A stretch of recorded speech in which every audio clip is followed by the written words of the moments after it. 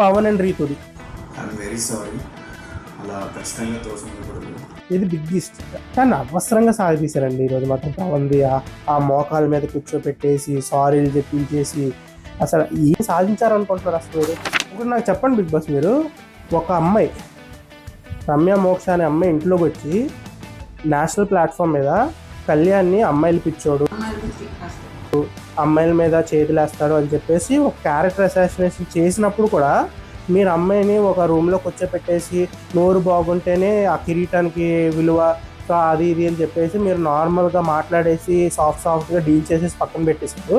కానీ మీరు ఈరోజు పవన్ గురించి ఇంత స్టాండ్ తీసుకున్నప్పుడు ఆ రోజు ఎందుకు తలుపులు తీలే? దానికి మీకు ఏమైనా ఎక్స్ట్రా టీఆర్పీ వస్తుందా?